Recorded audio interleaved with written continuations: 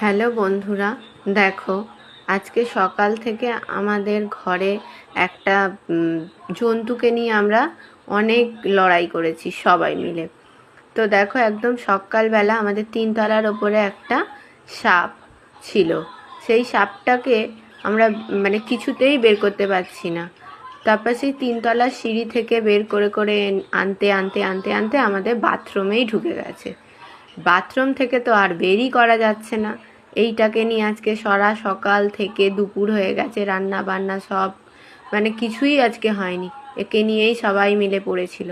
তারপর শেষমেশ তাকে বাথরুম থেকে কোনো রকমে অনেক কষ্টের মাধ্যমে আমরা একে বার করেছি। দেখো সবাই মিলে চেষ্টা করছে, সে আর বেরোচ্ছেই না। জল ঢালছে, লাঠি নিয়ে তাড়া করছে, তাও বেরোচ্ছে না। লাস্টে ও বেরিয়ে গেছে। ওই জানলাটা দেখছো, ওই জানলাটা দিয়ে ও পিছন দিকে জঙ্গলে ওকে আস্তে করে ওই লাঠিটা দিয়ে বের করা হয়েছে। তারপরে ও ওই জঙ্গলের রাস্তা দিয়ে ওর নিজের ঠিকানায় চলে গেছে। আমরা ওকে মারিও নি, ধরিও নি, কিচ্ছু না। ওকে ওর নিজের জায়গায় আমরা পৌঁছে দিই।